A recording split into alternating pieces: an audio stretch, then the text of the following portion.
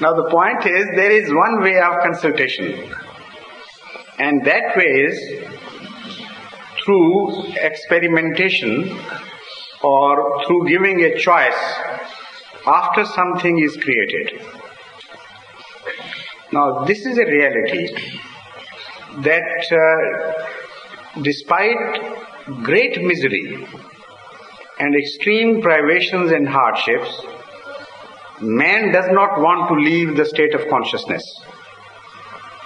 The very reality of life is such a boon, such a pleasure in itself, that one would much rather live in pain than to commit suicide. Leaving the religions aside, which prohibited or which prohibit committing of suicide, look at the society outside. Even there, it is very rarely that a man commits suicide, and the doctors who have investigated into this subject are of the growing opinion, and they are now, this is the general consensus now, that they are mad, there is something wrong with them, because had they been in their full senses, they could never have committed suicide. Because a man with normal senses, even if he is driven to extreme pain, does not want to end his life. He wants to end the pain, of course, but not the life. That is the proof that they don't want to leave this world, and the creation of God is acceptable to them. Otherwise, they could not have behaved like this. Now, it is like, I'll tell you a very interesting instance, something that really happened in Lahore.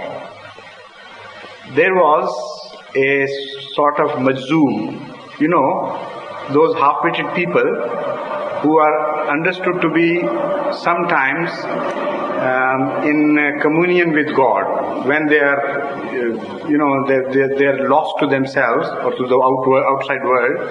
It is said that in that state of reverie, they are in communion with Allah. So there was one such man who was really a saintly, pious person, and who had abandoned the life of this earth and was not interested. Very poor person, people who sometimes would give him some food and he would eat it, but never beg. So once somebody found him in a jubilant mood. He was almost dancing and clapping, and he was very happy. So he asked him what was the matter, what he had got. He said, the matter is that I have told Allah what I wanted to. Once and for all, it's finished. He said, what have you told Allah? He said, I have told Allah that I don't like your world, your creation. That's all. So, after a few days, he saw him in a very despondent mood. He was walking with head bowed down. He was very unhappy. So he said, what's the matter now? He said, the answer has come.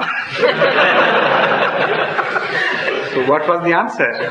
So the answer was that whose ever creation you like, go to that creation. No choice. This is the only choice. And you can end that choice willfully, but you don't.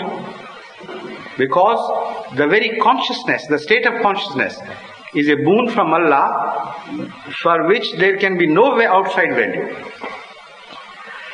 You can never buy it, never sell it. This is something, the very existence is a pleasure to know that you are or the things are around you. That I understand.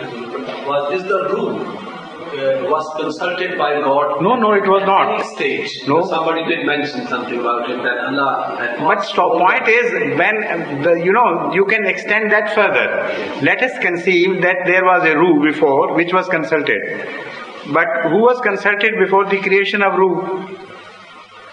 The Ruh was created, but it was in the state of... No, but why was not Ruh consulted?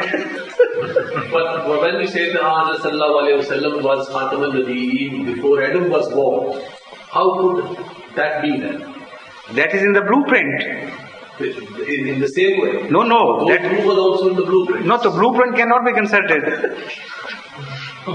But somebody said the prophets come to remind them of their promise which they made to God, that they would worship. No, that is an innate thing, written in the nature. This is what I am pointing out, how it is proved. That's an innate desire in the spirit, which when consulted, comes out with this answer.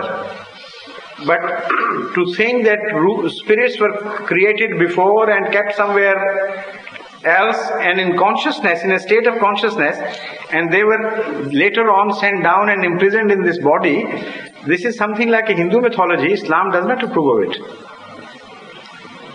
Thank you very much.